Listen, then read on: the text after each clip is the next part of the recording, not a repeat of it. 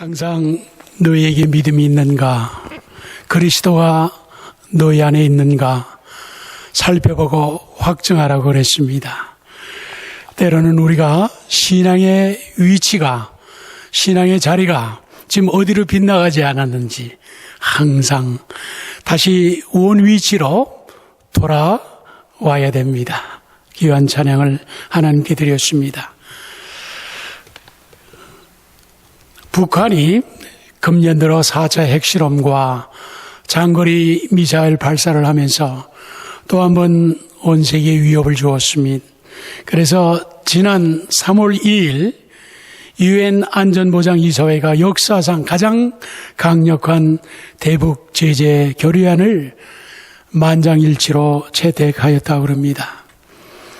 그때 이사국 15개국의 발언을 마친 후에 주 UN 한국 대사가 위원회에 말하기를 북한 주민들이 극심한 빈곤과 인권 침해로 고통을 받고 있는데 북한의 정권은 대량 살상무기 개발에 막대한 금액을 투자하는 것이 통탄할 일이라고 하면서 김정은에게 이렇게 하소연을 했습니다.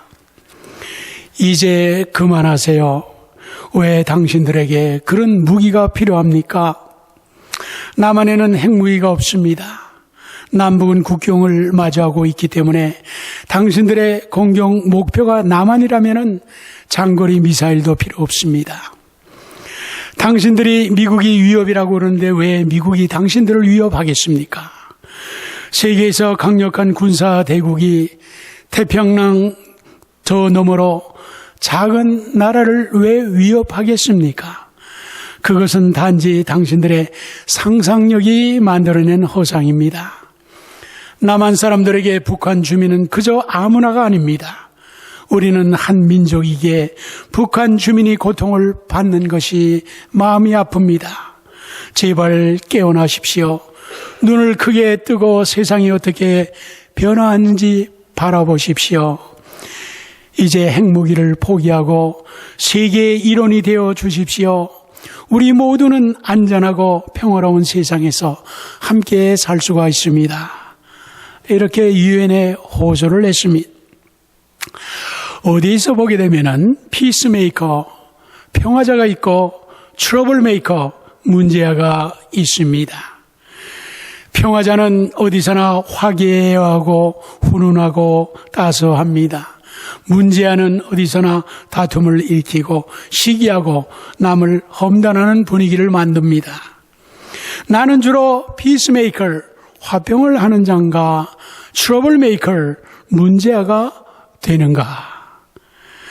진정한 리더십을 가진 사람은 피스메이커, 화평을 이루는 자입니다. 성경에 할 수 있거든 너희로서 모든 사람과 더불어 화목하라 하였습니다. 오늘 말씀의 제목이 화평하게 하는 자입니다. 지금까지 천국 시민이 누려야 할 팔복에 대하여 말씀드린 중에서 7번째, 이 완전수가 되는 7번째가 완전한 복이라고 말하기도 합니다.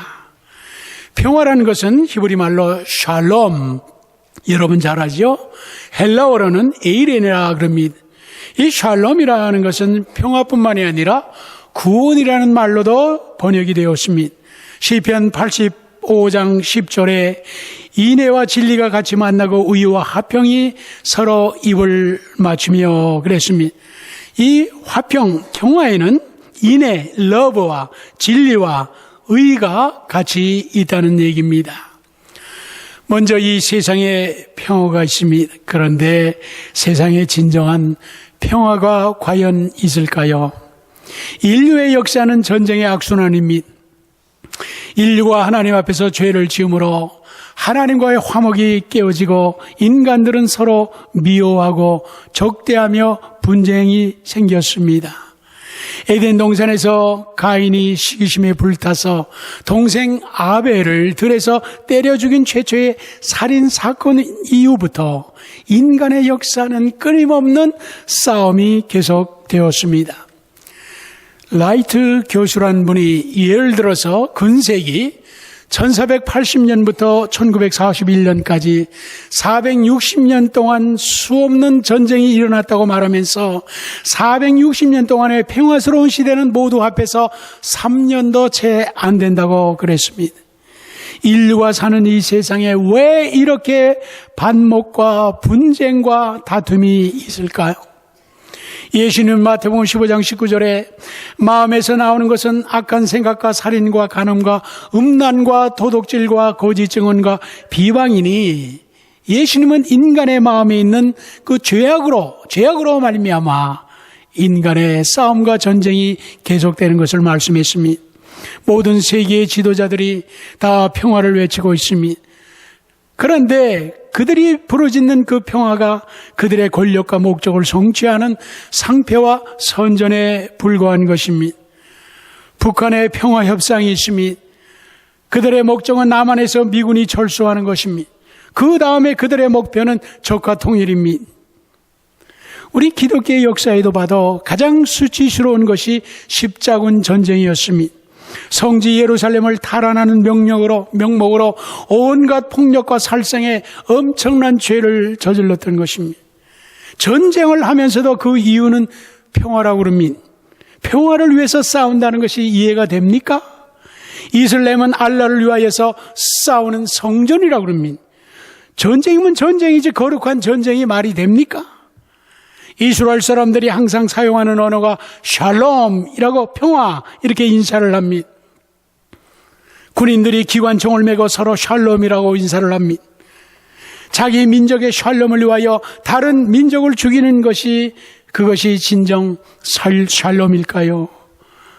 서로 상대를 죽여야 할 억울한 이유도 있을 수 있고 원수를 갚아야 하는 타당한 이유도 있을 수 있지만은 그것으로 인하여 결국 죽이는 악순환으로 이 땅에는 참 평화가 없는 것입니다. 그리고 이 힘의 평화가 있습니다. 팩스 로마나라는 말이 있습니다. 로마가 철의 강국으로 세계를 지배할 때에 평화가 있었습니다. 힘이 있는 자가 있을 때 평화가 유지된다는 얘기입니다. 미국의 뉴멕시코 그 주에 보면은 로스 알라모스라는 그 과학박물관 그 정문에 이런 그림과 글이 있습니다. 그 원자탄이 터질 때에 큰 버섯 모양의 그림을 그려놓고는 그 옆에 이런 글이 있습니다. 세상에는 평화가 있다. 이 평화는 원자탄이 주는 평화이다. 사실 강대국들이 치명적인 원자탄을 만들어 놓고 서로 싸울 수가 없습니다. 전면전이 일어나면은 너도 죽고 나도 죽고 다 죽기 때문입니다. 그래서 원자탄이 주는 평화라는 것입니다. 그런데 그것이 얼마나 가겠습니까? 북한에 가보게 되면 첫 번째 느낌이 죽은 나라는 것을 알게 됩니다. 사람들과 집들과 거리에 생기가 없습니다. 거기는 사방이 다 죽은 듯이 조용합니다. 잠을 잤던 큰 호텔도 밥 먹었던 식당에도 책방에도 저밖에 없어서 조용합니다. 거기에는 데모도 없고 파업도 없습니다.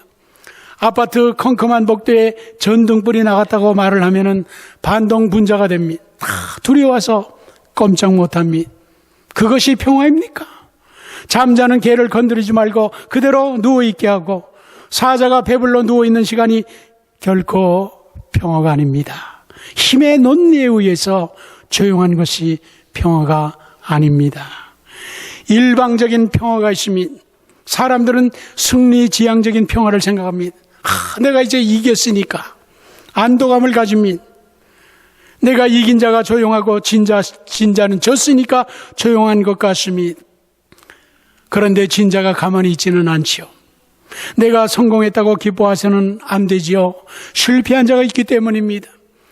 K마트가 문을 닫게 된다고 해서 월마트가 기뻐해서는 안 된다 말이죠. GM이 파산을 당했다고 해서 혼다가 좋아하면 안 된다는 것이죠. 어느 사람이 부동산을 싸게 샀어요. 며칠 만에 그 값이 10배로 뛰어올랐어요. 이 사람은 기뻐하고 즐거워합니다. 그 땅을 할 수 없이 싸게 판 사람의 마음은 어떠하겠습니까? 참 평화라는 것이 win, lose, 내가 이기고 남이 지는 것이 아니라 참 평화라는 것은 win, 나도 이기고 남도 이기는 평화를 말합니다.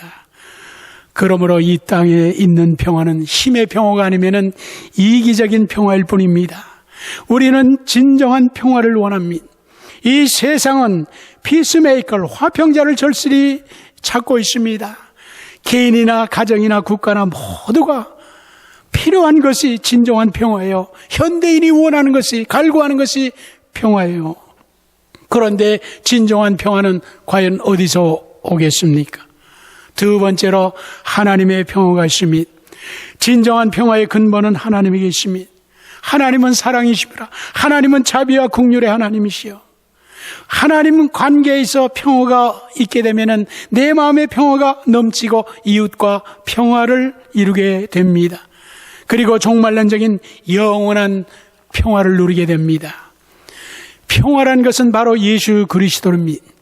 누가복음 2장 14절에 지극히 높은 곳에서는 하나님께 영광이여 땅에서는 기뻐하심을 입은 사람들 중에 평화로다. 베들레헴에서 아기 예수가 나실 때 허도한 천군 천사들이 평화의 왕을 찬송을 했습니다. 그리스도는 평강의 왕이라 King of Peace라고 그랬습니다. 평강의 왕 그리스도가 죄인된 인간과 거룩하신 하나님과의 화평을 이루었던 것입니다. 그것이 바로 십자가여 십자가의 화목제물이 된 것입니다. 바로 십자가는 도화기 표가 하나님과 인간과의 화목을 이루고 인간과 인간의 화목이 되게 했습니다. 에베소서 2장 14절에 그는 우리의 화평인지라 둘로 하나를 만드사 원수된 것 중간에 막힌 담을 자기 육체로 허시고, 그리스도가 있는 것에 화평이 있습니다. 그리스도를 모신 자에게 평화가 있습니다.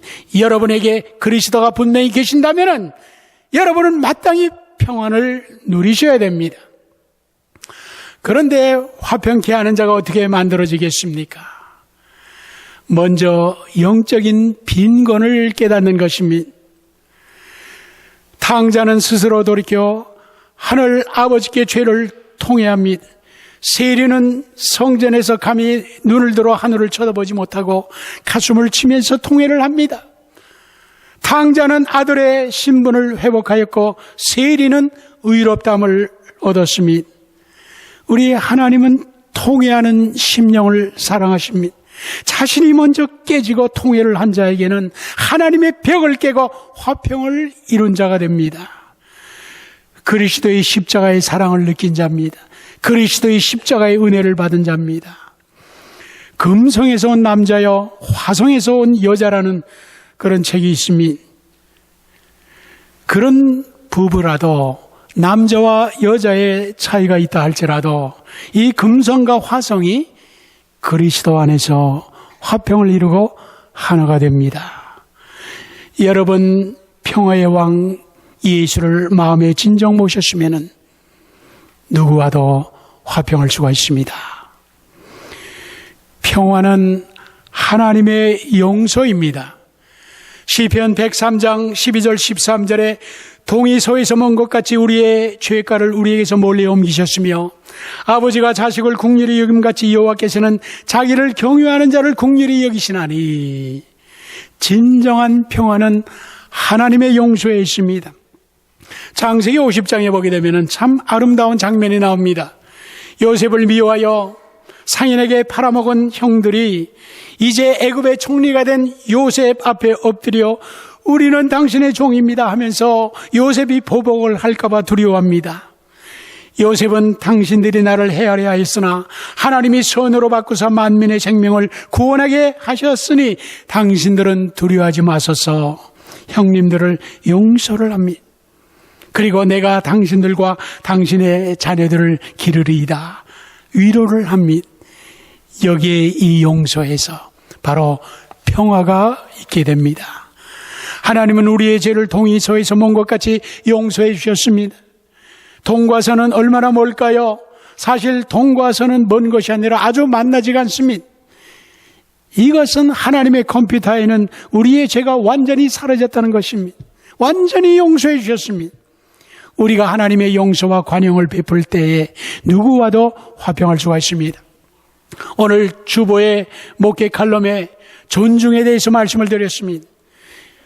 정말 용서와 관용과 존중이 있는 것에 진정한 화평이 있습니다.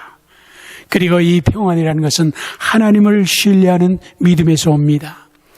로마서 5장 1절에 그러므로 우리가 믿음으로 의롭다 하심을 얻었은즉 우리 주 예수 그리스도로 말미암아 하나님으로 더불어 화평을 누리자. 하나님을 진정 신뢰하고 의지할 때에 평안할 수가 있습니다. 저는 우리 어린아이들을 좋아합니다. 지금은 어린아이들이 없어서 좀 섭섭하지만요. 전에 가정을 신방할 때 서너 살짜리 아이들이 환영을 먼저 합니다. 저를 부를 때 목사님, 목사님이라는 발음이 제대로 되지 않아가지고 목잡니, 목잡니 소리로 들립니다. 목을 잡으라는 소리로 듣고 아이의 목을 잡고 꼭 안아주면서 I love you 말해줍니다. 엄마에게 가서 엄마 목잡니가 나 안아줬어 그럽니다. 그런 것을 보면서 이런 생각이 들었습니다. 야, 우리도 하나님을 목잡니라고 좀 부르면은 하나님이 우리의 목을 잡고 안아주시지 않을까 말입니다. 우리가 어린아이 같은 마음이 되어서 하나님의 목을 붙들고 매달리는 믿음의 성도가 되어야겠다는 것이죠. 하나님을 신뢰할 때 평화가 있습니다. 여러분, 평화라는 것은 단순히 초가집 있고 냇물이 흐르고 산이 보이는 한가하고 평화로운 농촌의 전원적인 그 풍경을 말하는 게 아니에요. 진정한 평화라는 것은 비바람이 치고 폭풍이 불고 험악한 날씨 가운데서도 오미새 한 마리가 절벽 벼랑 사이에서 둥우리를 깃들이고 새끼들을 안고 있는 그 평화를 말하는 것입니다. 평화라는 것은 결코 안이라는 것이 아닙니다. 이 험난한 세상 속에서 하나님의 피난처에 있는 그 평화를 말합니다. 시편 18장 2절 말씀에 여호와는 나의 반석이요 나의 요새요 나를 건지시는 이시요 나의 하나님이시요 그 안에 피할 나의 바위시요 방패시요 구원의 뿌리시요 산성이로다. 우리 성도는 하나님을 신뢰하면서 하나님의 품속에 안겨서 하나님의 보호를 받을 때에 그때의 평화를 누리는 것입니다. 진정한 평화는 하나님에게 있습니다. 세 번째는 화평케 하는 자가 되십시오. 이게 화평케 하는 자라는 말은 헬라말로 에이레네 포요이라는 말입니다. 에이레나는 건 평화라는 말이고 포요니는 행하는 자, 실천하는 자를 말합니다. 바로 평화를 실천하는 사람, 평화를 행하는 사람입니다. 평화를 사랑하는 자도 아니요 기다리는 자도 아니요 평화를 이루는 액션을 말하고 있습니다. 에베소 4장 3절에 평안에 매는 줄로 성령이 하나가 되게 하신 것을 힘써 지키라. 평안을 힘써 지키라. 어떻게 평안을 이루는 자들이 되겠습니까? 화평케 하는 자는 양보를 합니다. 화평케 하는 자는 먼저 자신의 이기심을 버리고 양보하는 사람입니다. 그 화평이라는 말을 한문으로 보게 되면은 화자에다가 평평할 때 평자를 쓰는데 이 화자를 보시게 되면은 벼화변에 벼라는 건 쌀이죠. 벼와 변에 입구자를 이렇게 씁니다. 그래서 화평이라는 것이 한문자의 의미는 모든 사람의 입에다가 곡식을 공평하게 넣어주라는 것입니다. 그렇지 않으면 불화와 다툼이 일어난다는 것입니다. 모든 사람의 입에 공평하게 곡식을 넣어주기 위해서는요, 때로는 희생과 양보가 필요한 것입니다.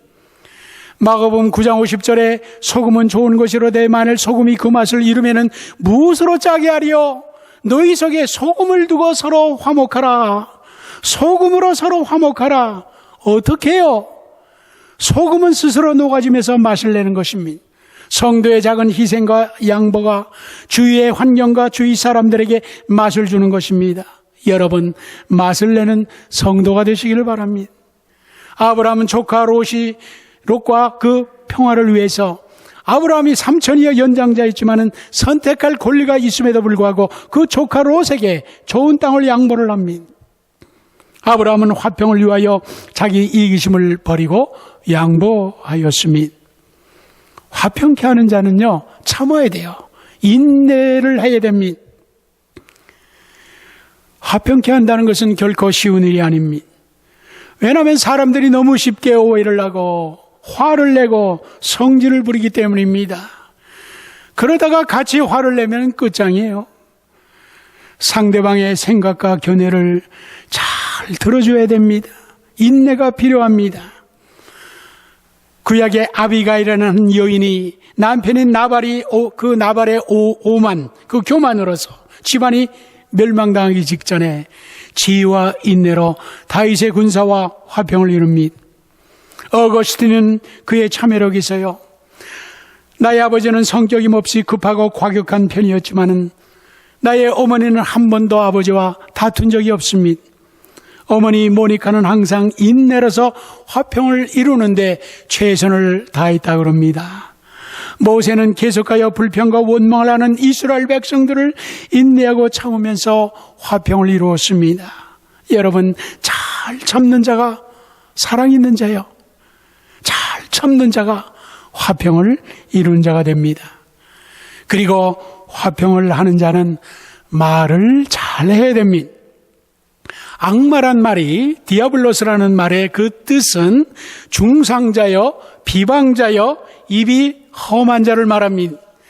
악마는 이간질을 하면서 상대를 죽이는 말을 합니다. 우리가 자신도 모르게 남에게 상처를 주는 말을 하고 남의 험담을 말한다면 악마의 시험에 빠진 것입니다. 여러분, 조심성이 없이 빗자루질을 하면 먼지를 더 나게 하는 것과 같이요, 우리의 말도 조심성이 없으면 많은 문제를 일으켜 먼지를 일으키는 것입니다. 말을 조심성 있게 하면 덕을 가져옵니다.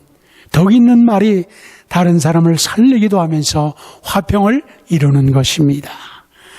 우리 교회는 사랑의 공동체입니다.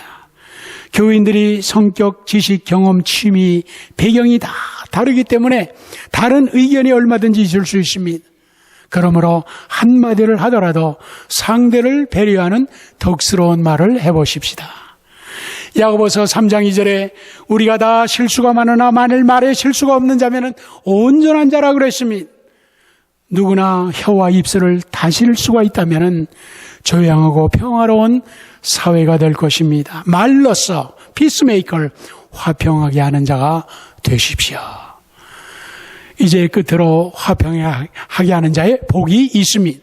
화평하게 하는 자는 복이 있나니 하나님의 아들이라 일컬음을 받을 것이며, 지금까지 팔복의 복들은 보상적인 의미가 있었습니다.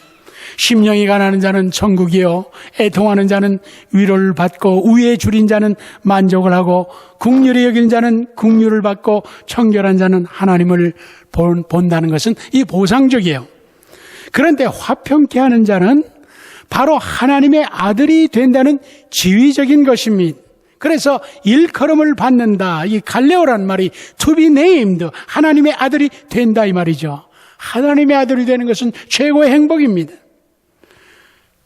하나님의 아들이 된다는 것은 첫째로 하나님의 소유가 된다는 것이고, 두 번째는 하나님의 성품을 담는다는 것이고, 세 번째는 하나님의 상속자 인헤리터가 된다는 것입니다. 세상의 왕이나 대통령의 아들이 된다면 명예지요, 하나님의 아들이 된다면 천국에서 지위와 명예와 기업과 모든 하늘의 축복을 다 누리게 됩니다. 그래서 세상에서 화평하게 하는 일보다 더 하나님을 닮는 일이 없다고 말합니다. 욥기서 22장 21절에 너는 하나님과 화목하고 평안하라, 그리하면은 복이 내게 임하리라 말씀을 합니다. 성 프란시스코의 시가 있습니다. 기도문이 있습니다. 우리 한번 다 같이 읽어보겠습니다. 시작. 주여 나를 평화의 도구로 써주셔서 미움이 있는 것에 사랑을, 상처가 있는 것에 용서를, 분열이 있는 것에 일치를, 의욕이 있는 것에 믿음을 심게 하소서. 위로받기보다는 위로하며, 이해받기보다는 이해하며, 사랑받기보다는 사랑하며, 자기를 온전히 줌으로 영생을 얻기 때문이니 주여 나를 평화의 도구로 써 주소서. 기도하겠습니다.